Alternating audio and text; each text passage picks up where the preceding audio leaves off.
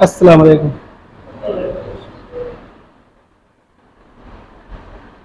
وہ شہر محبت جہاں مصطفیٰ ہے، وہاں سر جھکانے کو دل چاہتا ہے.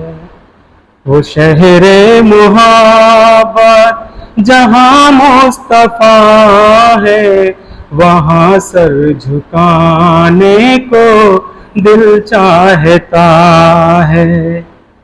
جو پوچھا نبی نے کہ کچھ گھر بھی چھوڑا، جو پوچھا نبی نے کہ کچھ گھر بھی چھوڑا، تو صدیق اکبر کے ہونٹوں پہ آیا. جو پوچھا نبی نے کہ کچھ گھر بھی چھوڑا، تو صدیق اکبر کے ہونٹوں پہ آیا. وہاں مال دولت کی کیا ہے حقیقت، وہاں مال دولت کی کیا ہے حقیقت، جہاں جان لٹانے کو دل چاہتا ہے، جہاں جان لٹانے کو دل چاہتا ہے. وہ شہر محبت جہاں مصطفیٰ ہے، وہاں گھر بنانے کو دل چاہتا ہے. جہاد محبت کی آواز گونجی، جہاد محبت کی آواز گونجی، کہاں ہم جلانے دلہن سے اپنی، کہاں ہم جلانے دلہن سے اپنی. اجازت اگر ہو تو جام شہادت، اجازت اگر ہو تو جام شہادت لبوں سے لگانے کو دل چاہتا ہے، لبوں سے لگانے کو دل چاہتا ہے. وہ شہر محبت جہاں مصطفیٰ ہے، وہی گھر بنانے کو دل چاہتا ہے. ستاروں سے یہ چاند کہتا ہے ہر دم، ستاروں سے یہ چاند کہتا ہے ہر دم، تمہیں کیا بتاؤں میں ٹکڑوں کا عالم. ستاروں سے یہ چاند کہتا ہے ہر دم، تمہیں کیا بتاؤں وہ ٹکڑوں کا عالم. اشارے میں آقا کہ اتنا مزہ تھا، اشارے میں آقا کہ اتنا مزہ تھا، کہ پھر ٹوٹ جانے کو دل چاہتا ہے، کہ پھر ٹوٹ جانے کو دل چاہتا ہے. وہ ننھا سا اصغر وہ ایڑی رگڑ کر، وہ ننھا سا اصغر وہ ایڑی رگڑ کر یہی کہہ رہا تھا وہ خیمے میں جا کر. اے بابا میں پانی کا پیاسا نہیں ہوں، اے بابا میں پانی کا پیاسا نہیں ہوں، میرا سر کٹانے کو دل چاہتا ہے. وہ شہر محبت جہاں مصطفیٰ ہے، وہی گھر بنانے کو دل چاہتا ہے، وہی گھر بنانے کو دل چاہتا ہے. وہ شہر محبت جہاں مصطفیٰ ہے وہی گھر بنانے کو دل چاہتا ہے۔ الحمد لله نحمده ونستعينه ونستغفره ونؤمن به ونتوكل عليه ونعوذ بالله من شرور أنفسنا ومن سيئات أعمالنا من يهده الله فلا مضل له ومن يضلله فلا هادي له ونشهد أن لا إله إلا الله وحده لا شريك له ونشهد أن سيدنا وسندنا ومولانا محمدا عبده ورسوله صلی اللہ علیہ وعلى آلہ وأصحابہ وبارک وسلم تسلیما کثیرا کثیرا اما بعد فاعوذ باللہ من الشیطان الرجیم بسم اللہ الرحمن الرحیم لقد من اللہ علی المؤمنین اذ بعث فیہم رسولا من انفسہم یتلو علیہم آیاتہ ویزکیہم ویعلمہم الکتاب والحکمہ وإن كانوا من قبل لفی ضلال مبین۔ وقال علیہ الصلاة والسلام بعثت لأتمم مکارم الاخلاق او کما قال علیہ الصلاة والسلام۔ محترم بزرگوں، دوستوں، نوجوانوں، بچوں، گزشتہ 2 سالوں سے اپنے اس محلے میں اور اپنی اس مسجد میں یکم ربیع الاول سے لے کر 12 ربیع الاول تک حضور صلی اللہ علیہ وسلم کی سیرت طیبہ کے عنوان سے آپ کی پیدائش سے لے کر وفات تک مختصر تذکرے کیے جا رہے ہیں۔ الحمدللہ اس سال بھی اللہ تعالیٰ نے ہم سب کو اس کی توفیق بخشی کہ اپنے آقا و مولا امام الانبیاء والمرسلین حضرت محمد مصطفیٰ صلی اللہ علیہ وسلم کا نام نامی اسم گرامی اور آپ کی سیرت کا تذکرہ یہاں پر کیا جائے۔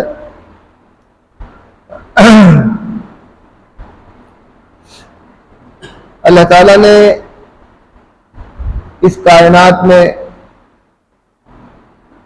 اپنے بہت سے انعامات ہم پر مبذول فرمائے، اپنی بہت سی نعمتیں ہم سب کو عطا فرمائی۔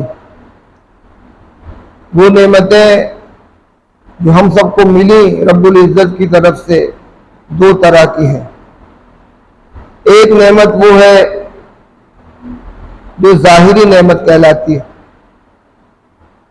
جس کو ہم اپنی آنکھوں سے دیکھتے ہیں، کھانا پینا، پہننا اوڑھنا، آل اولاد، گھر خاندان اور تمام ضروریات زندگی سے متعلق جو انتظامات اللہ تعالیٰ نے ہم سب کے لیے فرمائے وہ سب ہماری آنکھوں کے سامنے، یہ ظاہری نعمتیں۔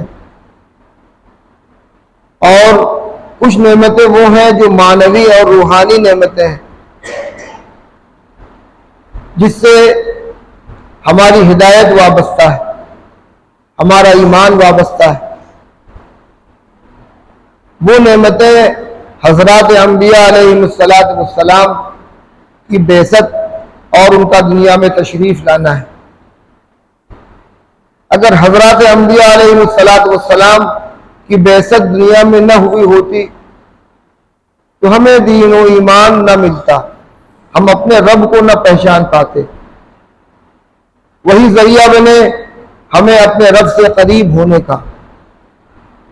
اسی لیے اللہ تعالیٰ نے جب اس کائنات کو بنایا اور انسانوں سے آباد کرنا چاہا تو سب سے پہلی ہستی اس روئے زمین پر جو تشریف لائی وہ حضرت آدم علیہ السلام کی مبارک ہستی ہے۔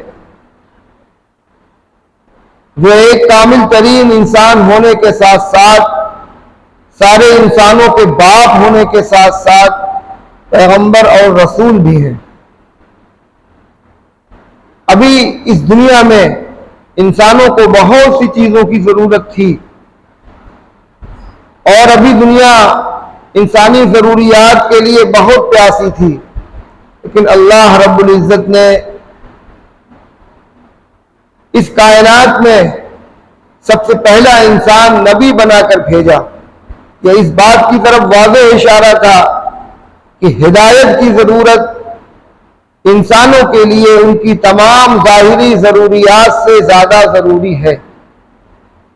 اسی لیے اللہ تعالیٰ نے ابھی انسانوں کی آبادی بھی اس دنیا میں نہیں بسائی تھی، اس سے پہلے انسانوں کے لیے ایک ہادی اور رہنما، ایک پیغمبر اور رسول بھیجا۔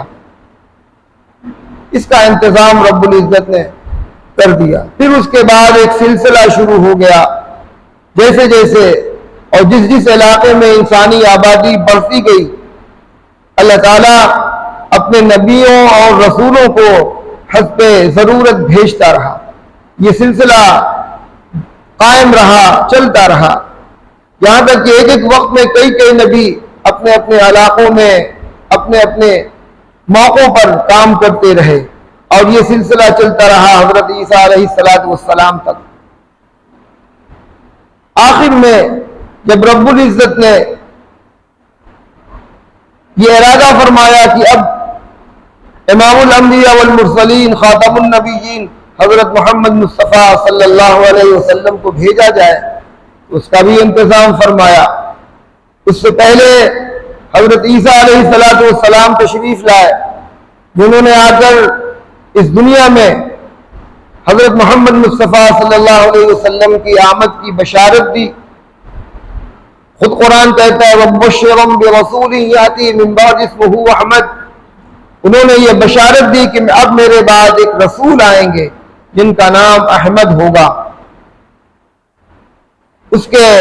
ان کی دنیا سے جانے کے بعد تقریباً 600 سال کے بعد امام الانبیاء والمرسلین حضرت محمد مصطفیٰ صلی اللہ علیہ وسلم کو اللہ تعالیٰ نے اس کائنات میں پیدا فرمایا۔ ایک بات آپ جان لیجئے جو ضروری بھی ہے اور اہم بھی ہے کہ اللہ تعالیٰ نے آپ سے پہلے بہت سے نبیوں کو دنیا میں بھیجا، جن کے تذکرے قرآن کے اندر بھی ہیں، جن کا نام اللہ تعالیٰ نے قرآن کے اندر لیا، اور جن میں سے بہت سے پیغمبروں کے واقعات بھی اللہ تعالیٰ نے ہمیں بتلائے۔ لیکن جتنے واقعات اور جتنی تفصیلات اللہ تعالیٰ نے ہمیں بتلائی یا ہمارے نبی صلی اللہ علیہ وسلم نے بتلائی، انہی تفصیلات کو ہم جانتے ہیں۔ جن انسانوں کے درمیان وہ نبی اور پیغمبر آئے، ان انسانوں نے اپنے نبیوں کی سیرت اور ان کی تاریخ کو محفوظ نہیں کیا، محفوظ نہیں کر سکے، یہاں تک کہ آخر میں حضرت موسیٰ علیہ السلام تشریف لائے، جو بنی اسرائیل کے ایک مشہور ترین اور بڑے اولو العزم پیغمبر ہیں، جن کی بڑی خدمات ہے، اور جو انبیاء بنی اسرائیل کے گویا سردار ہیں۔ اللہ تعالیٰ نے ان کو بھیجا اور ایک زمانے تک وہ کام کرتے رہے، یہود کے درمیان انہوں نے عظیم خدمات انجام دیں۔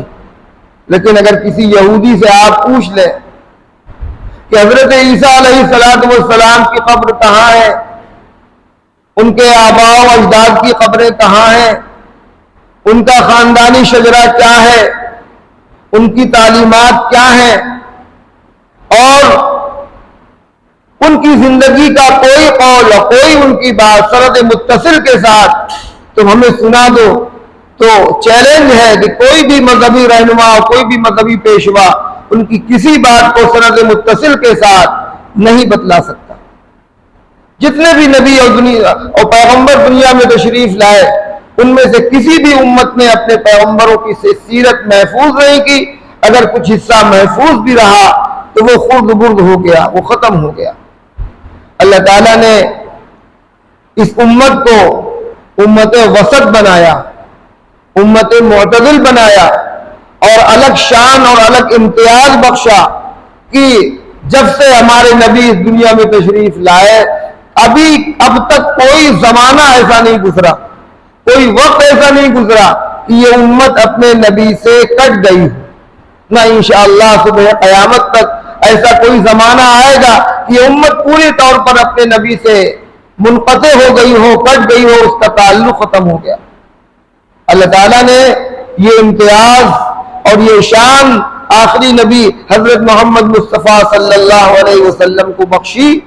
آپ نے اس طرح تربیت فرمائی، اس طرح آپ نے اپنے اصحاب کو تیار کیا اور اس طرح ان کے اندر ایمان اور اسلام بھرا کہ رسول کی محبت اور رسول کی عظمت ان کے رگ و ریشے میں سرایت کر گئی. اور یہ امتیاز اسی امت کو حاصل ہے. ہماری الحمدللہ ثم الحمدللہ ہمارے نبی کی ہر بات سند متصل کے ساتھ پہنچتی ہے اور ہم کو یہ شرف حاصل ہے اور ہم یہ فخر کے ساتھ یہ بات کہہ سکتے ہیں کہ ہمارے نبی نے استنجا کرنے کا جو طریقہ سکھلایا ہے ہمیں، وہ بھی سند متصل کے ساتھ ہمارے نبی تک پہنچتا ہے. اس کی سند ہم اپنے نبی تک پیش کر سکتے ہیں. یہ امتیاز اور یہ شان اللہ نے ہمارے نبی کو بخشی اور اس امت کو یہ شان بخشی گئی. اس نبی صلی اللہ علیہ وسلم کی زندگی کے کچھ تذکرے سننے کے لیے یہاں پر ہم موجود ہیں اور انشاءاللہ یہ سلسلہ 12 روز تک چلتا رہے گا. دعا فرمائے اللہ ہمیں اس کی توفیق دے کہنے کی بھی اور آپ کو سننے کی بھی. نبی کریم صلی اللہ علیہ وسلم کی سیرت اور آپ کے احوال و افعال ذکر کرنے سے پہلے آپ کا خاندانی بیک گراؤنڈ بھی جاننا کچھ ضروری ہے. آپ کے آباء و اجداد کے تذکرے بھی ضروری ہیں. اللہ کے رسول صلی اللہ علیہ وسلم کا وطن شہر مکہ میں ہے. آپ وہیں پر پیدا ہوئے. شہر مکہ میں قریش کے 10 قبیلے آباد تھے، 10 خاندان آباد تھے جن کے نام تاریخ کی کتابوں میں مذکور ہیں. ان میں سے سب سے اعلیٰ و اشرف بنو ہاشم کا خاندان تھا. اس کے بعد پھر اور قبائل تھے. بنو امیہ تھے، بنو نوفل تھے، بنو عبد الدار تھے، بنو اسد تھے، بنو تیم تھے، بنو مخزوم تھے، بنو عدی تھے، بنو جمح تھے، بنو سمح تھے. یہ سب 10 قریش کے خاندان تھے. ان سب خاندانوں کو ملا کر قریش، سب کو ملا کر قریش کہتے ہیں. ان میں سے سب سے اعلیٰ اور افضل خاندان آپ جانتے ہیں بنو ہاشم کا تھا. اللہ کے رسول صلی اللہ علیہ وسلم نے ارشاد فرمایا، صحیح مسلم کی حدیث ہے کہ اللہ تعالیٰ نے بنو اسماعیل میں سے بنو کنانہ کو منتخب فرمایا اور بنو کنانہ میں سے قریش کو منتخب فرمایا اور قریش میں سے بنو ہاشم کو منتخب فرمایا اور بنو ہاشم میں سے مجھے منتخب فرمایا. انتخاب ہوتا رہا کہ سب کا نچوڑ ہمارے آقا و مولا حضرت محمد مصطفیٰ صلی اللہ علیہ وسلم. بنو ہاشم کے علاوہ اور خاندانوں کے تذکرے اگر شروع کیے جائیں گے تو بات بہت طویل ہو جائے گی. میں صرف بنو ہاشم کا تذکرہ کرتا ہوں جو ہمارے نبی کا خاندان ہے. بنو ہاشم کا جو خاندان ہے، حضور صلی اللہ علیہ وسلم کے جو آباء و اجداد ہیں، ان کا تذکرہ عدنان تک پہنچتا ہے. آپ کے آباء و اجداد میں عدنان تھے.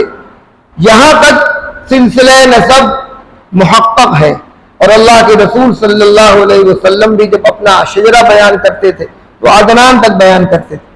باقی اور بھی بہت سے علماء نے اور آگے تک بیان کیا.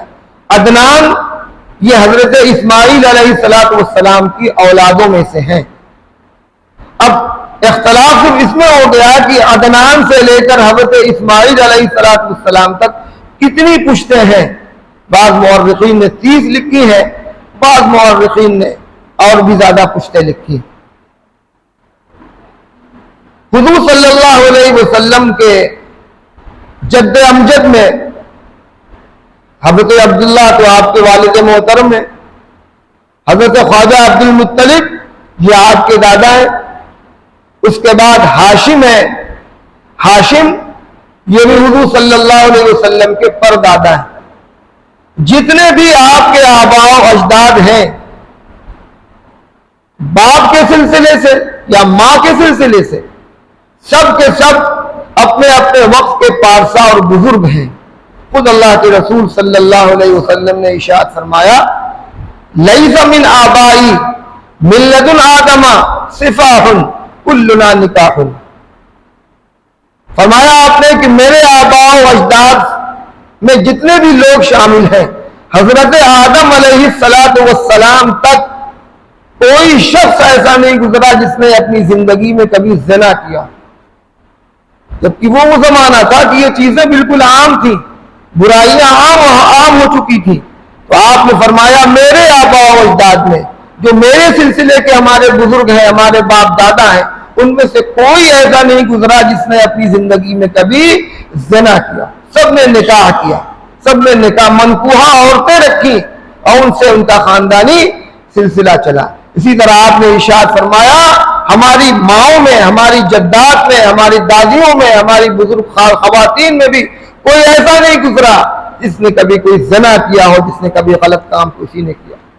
بالکل اللہ تعالیٰ نے جس خاندان میں ہمارے نبی کو پیدا فرمایا، وہ خاندان بالکل مزکا مصفا، بالکل پاک و صاف، بالکل پاکیزہ خاندان تھا۔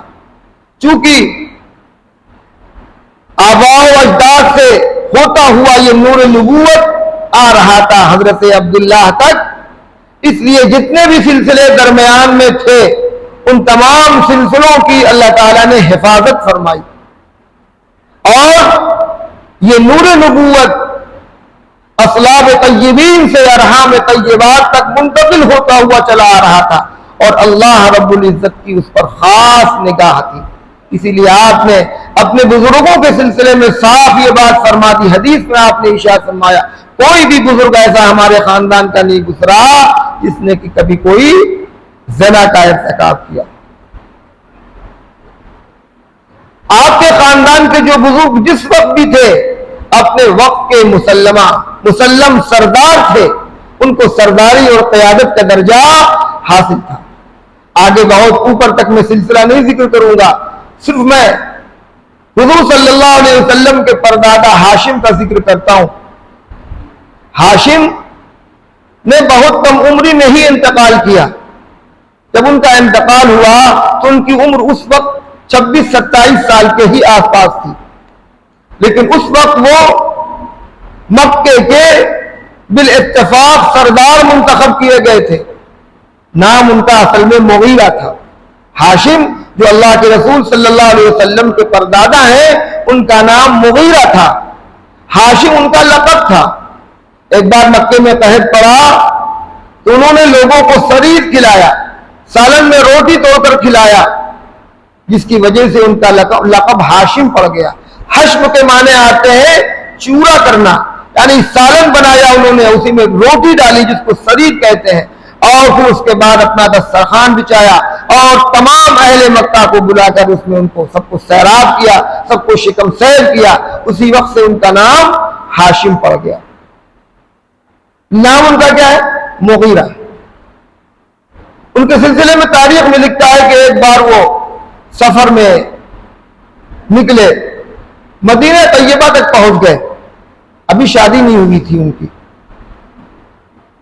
اچانک ایک خاتون پر نگاہ پڑی جو نہایت حسین و جمیل بھی ہے اور چہرے مہرے سے بڑی عقل مند اور ہوشیار معلوم ہوتی ہے۔ آپ نے جو لوگ آپ کے ساتھ تھے آپ نے ان سے پوچھا کہ یہ عورت کسی کی منکوحہ ہے یا ابھی غیر شادی شدہ ہے، کنواری ہے؟ پتہ چلا یہ فلاں کے نکاح میں تھی، اسیحہ نامی ایک شخص تھا، اس کے نکاح میں تھی، جن سے ان کے 2 بچے بھی پیدا ہوئے، معبد اور عمر۔ بعد میں اس شخص نے ان کو طلاق دے دی۔ حضرت ہاشم سمجھ گئے تھے کہ یہ عورت نہایت حسین و جمیل ہے، اور اللہ تعالیٰ کی طرف سے یہ فیصلہ بھی تھا چونکہ نور و نبوت منتقل ہو رہا تھا۔ اس عورت کو انہوں نے پیغام نکاح دیا۔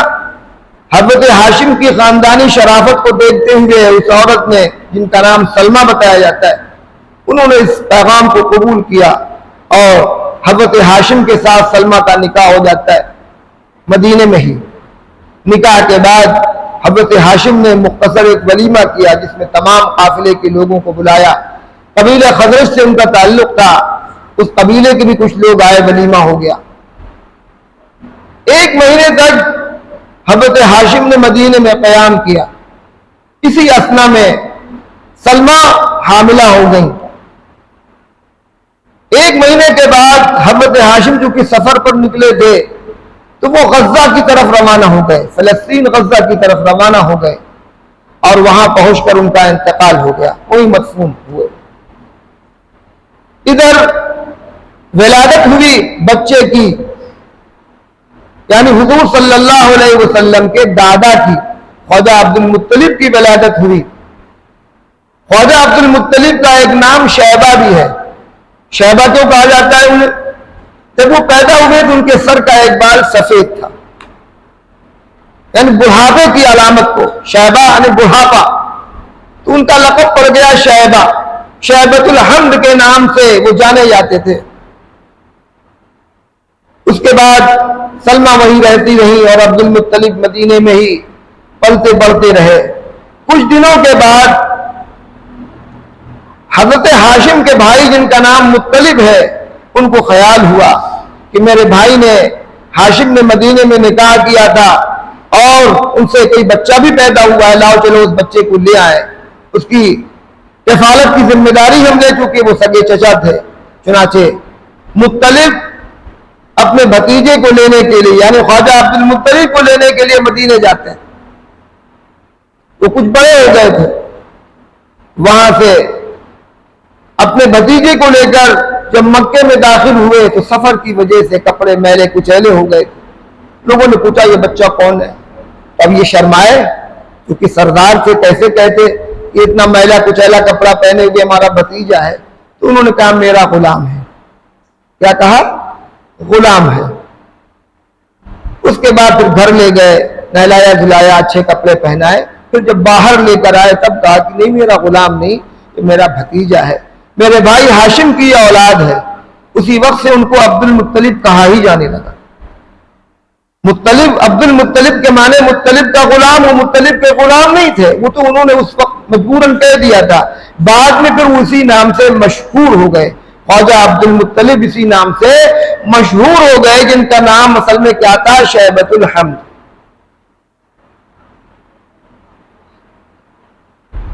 حضور صلی اللہ علیہ وسلم کے پردادا جن کا نام میں نے ابھی ہاشم لیا، انہوں نے بہت سی نئی نئی چیزیں عرب کے اندر رائج کی۔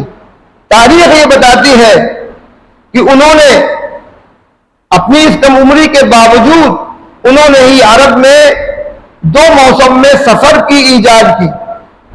قرآن نے خود کہا لإیلاف قریش ایلافہم رحلۃ الشتاء والصیف، عرب موسم گرما میں اور موسم سرما میں، یعنی گرمی اور ٹھنڈک کے موسم میں سفر کرتے ہیں۔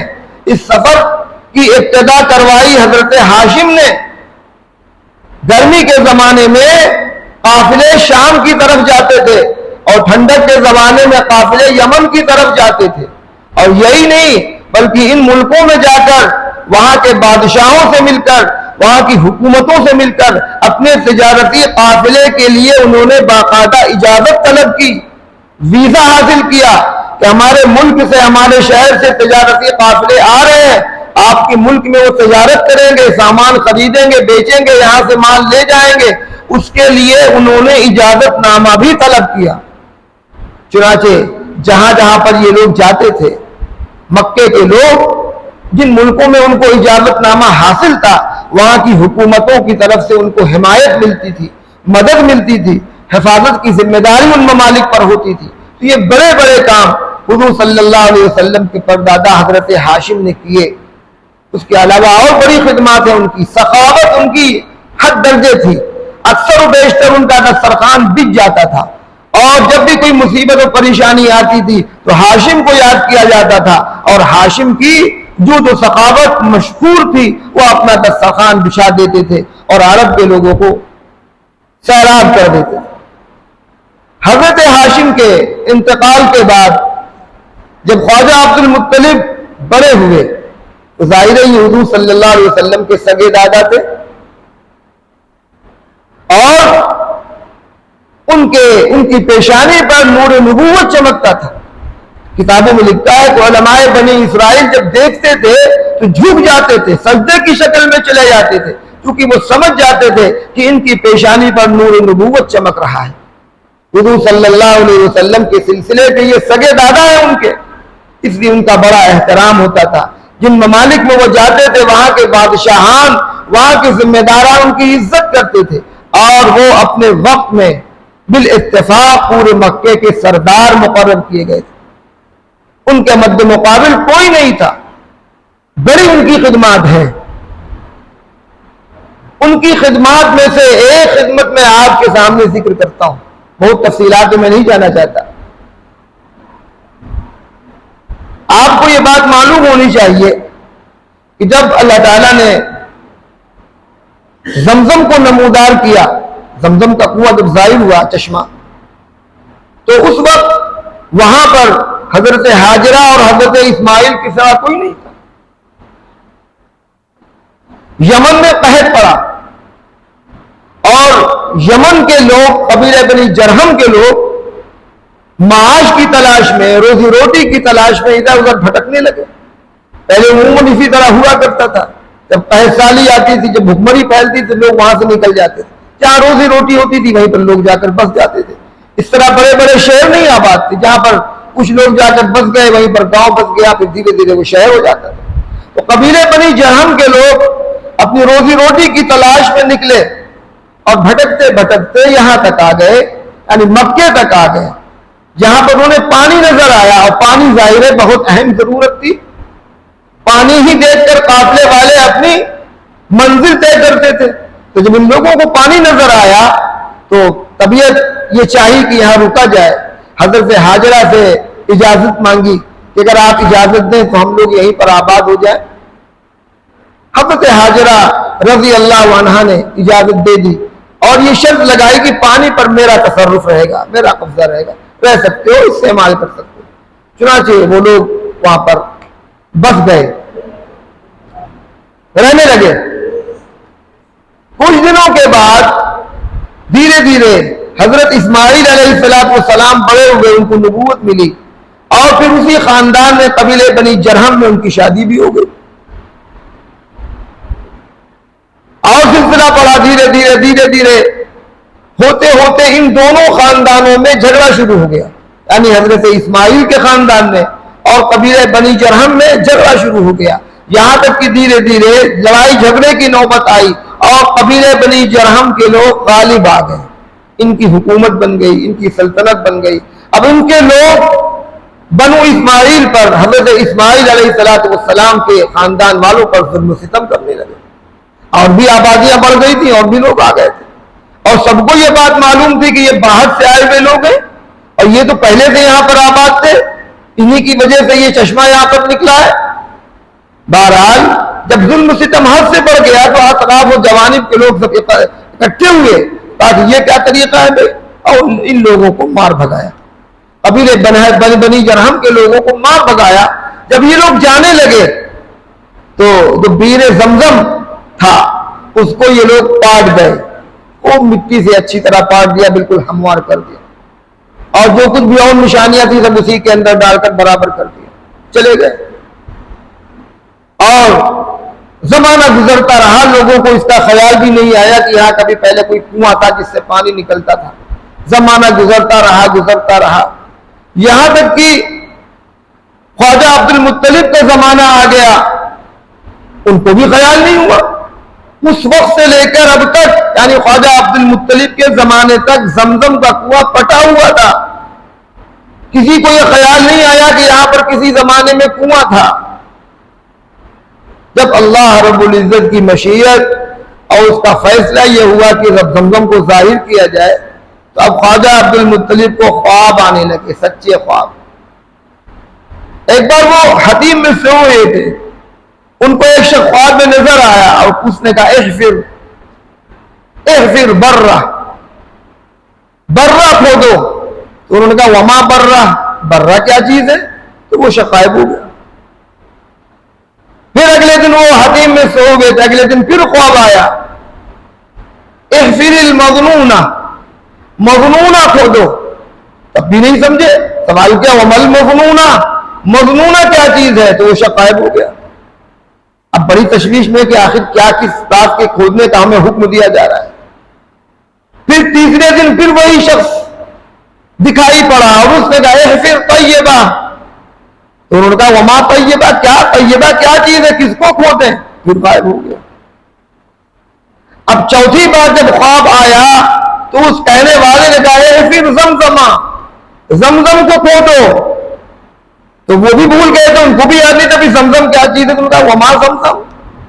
تو اس کہنے والے نے کہا لا تنزف ولا تزم تسقی الحجیج الاعظم، یہ وہ کنواں ہے جس کا پانی کبھی نہ کم ہوتا ہے نہ ٹوٹتا ہے، اور بہت سے حجاج کو وہ سیراب کرتا رہا ہے۔ اور اس شخص نے خواب ہی میں نشاندہی بھی کی کہ وہ فلاں جگہ کھودنا۔ اب یہ خواب سے جب بیدار ہوئے تو ان کو یقین ہو گیا کہ اب یہ 4 بار سے جو میں خواب دیکھ رہا ہوں کیا کس بات کی طرف اشارہ ہے۔ چنانچہ اگلے دن صبح کو انہوں نے عرب کے اور قبائل کے سرداروں کو بلایا، اپنا ارادہ ظاہر کیا کہ بھائی اسی طرح ہم 4 دن سے خواب دیکھ رہے تھے اور یہ بات واضح نہیں ہو رہی تھی کہ آخر کیا کرنا ہے، لیکن چوتھی بار جب خواب دکھائی پڑا تو ہم سے زمزم کھودنے کو کہا گیا ہے اور اس کی نشاندہی بھی کی گئی ہے، لہذا میں یہ چاہتا ہوں کہ سب لوگ مل کر زمزم کھودیں۔ ہمارے آباء و اجداد کے زمانے میں زمزم نامی ایک کنواں تھا جس سے پانی ابلتا تھا، اس کو کھودنا چاہیے۔ تو سبھی لوگوں نے مخالفت کی، کہا کہ کہاں کس چکر میں پڑو، کوئی تمہاری حمایت نہیں کرتا۔ تو انہوں نے کہا ٹھیک ہے، کوئی حمایت نہ کرو، ہم اکیلے کھودیں گے۔ چنانچہ تاریخ کے اندر یہ بات موجود ہے کہ خواجہ عبد المطلب نے اپنے بڑے بیٹے حارث کو لیا، کدال لیا، پھاوڑا لیا، اور اس جہاں پر نشاندہی کی گئی تھی وہاں پر وہ کھودنے کے لیے پہنچ گئے، کھودنے لگے۔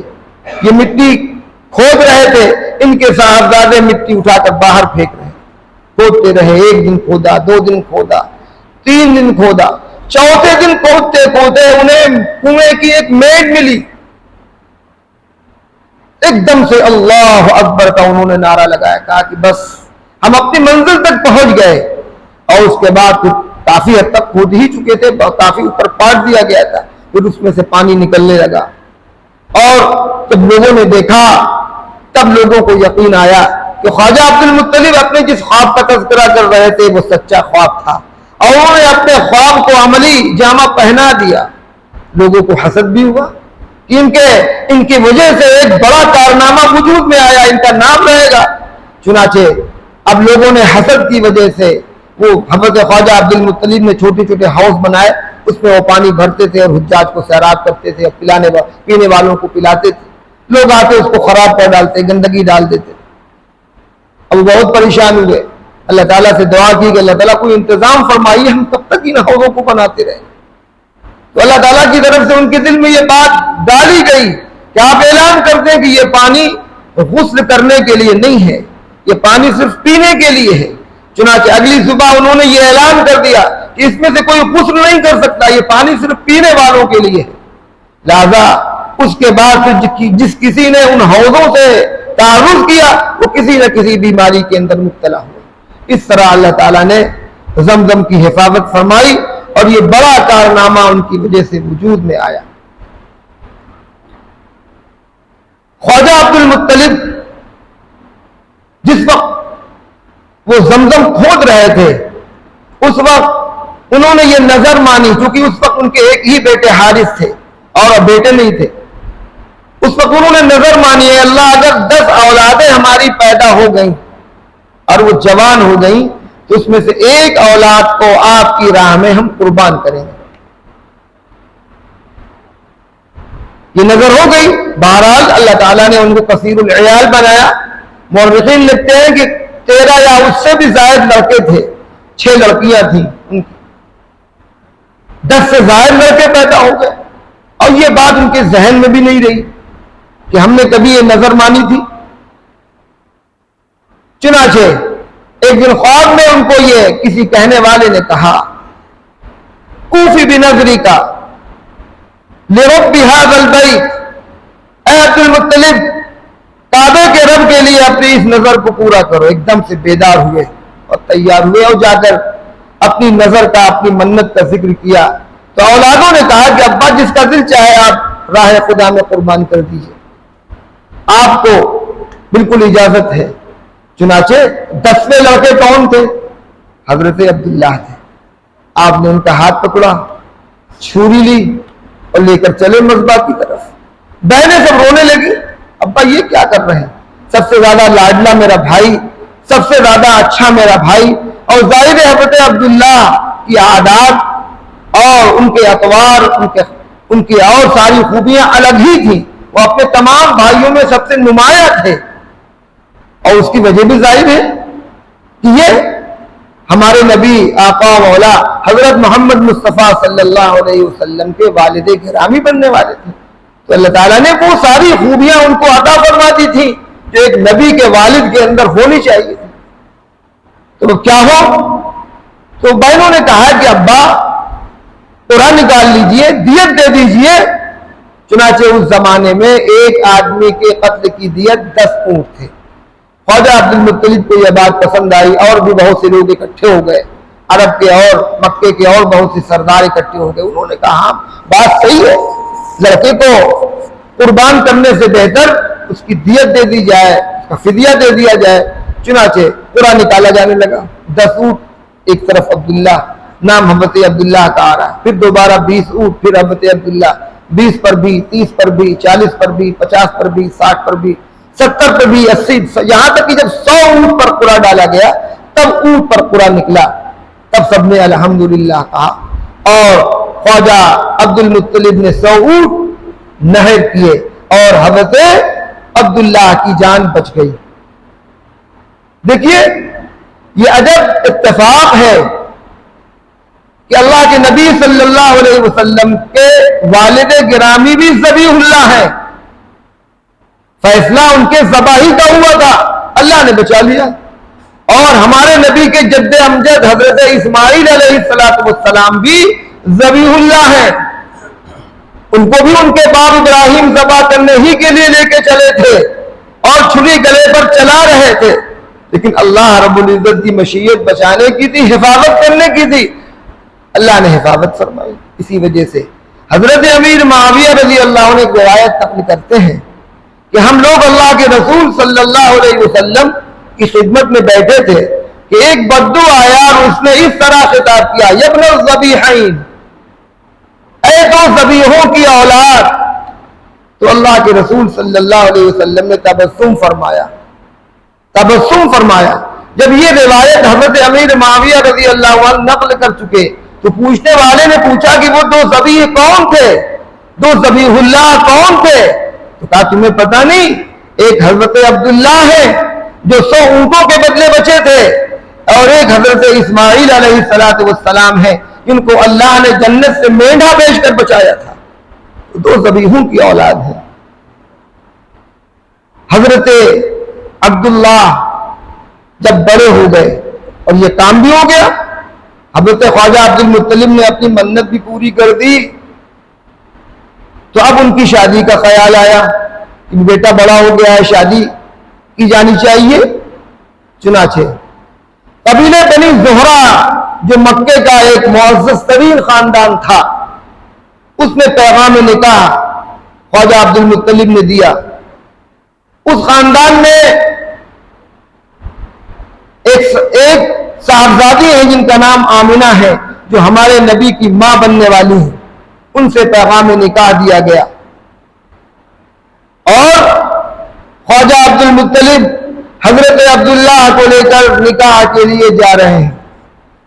راستے میں یہ واقعہ بھی تاریخ کی کتابوں میں لکھا ہے، راستے میں ایک یہودی عورت نے حضرت عبداللہ کو دیکھا اور اپنی طرف بلایا، تو حضرت عبداللہ نے سمجھا کہ شاید یہ غلط کام کے لیے بلا رہی ہے، تو کہا ہم لوگ ان میں سے نہیں ہیں جو غلط کام کی طرف راغب ہو جائیں۔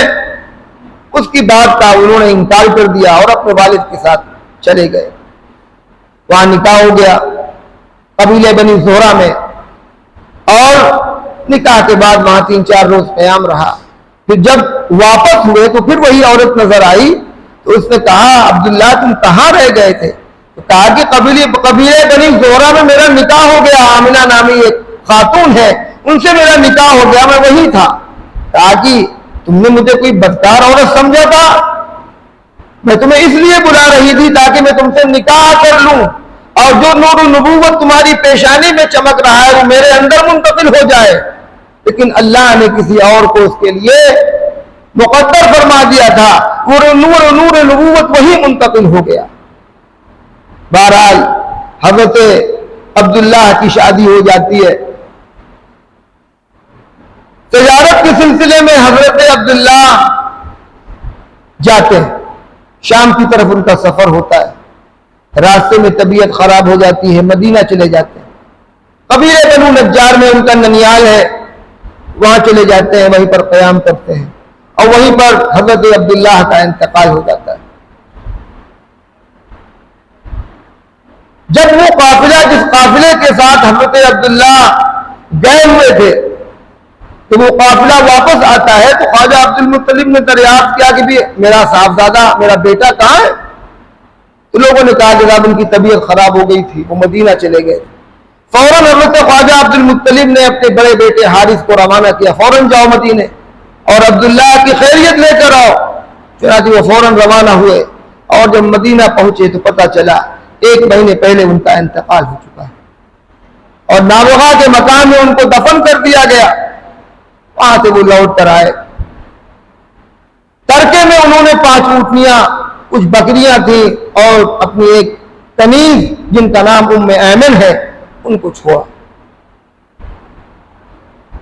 جب وہاں سے واپس آئے تو اس حادثہ فاجعہ کی اطلاع دی، سب کو بہت ہی تکلیف اور بہت ہی افسوس ہوا، اس وجہ سے کہ حضرت عبداللہ کی شان الگ تھی، ان کا مقام و مرتبہ الگ تھا اور حضرت عبد المطلب کی اولادوں میں سب سے زیادہ وہی اپنے باپ کو محبوب اور چہیتے تھے۔ اس واقعے کے بعد پھر حضرت آمنہ مکہ ہی میں رہی اور حضور صلی اللہ علیہ وسلم کی ولادت کا اور آپ کی پیدائش کا زمانہ میں دھیرے دھیرے قریب آ گیا اور ولادت سے پہلے حضرت آمنہ نے بہت سے خواب دیکھے، جس کی وجہ سے ان کو یقین ہو گیا تھا کہ یہ جو اولاد میرے صلب سے پیدا ہونے والی ہے، اس اولاد کی پیدائش ہونے والی ہے، یہ کوئی معمولی بچہ نہیں ہے، یہ کوئی عظیم ہستی ہے جو ہم سے پیدا ہونے والی۔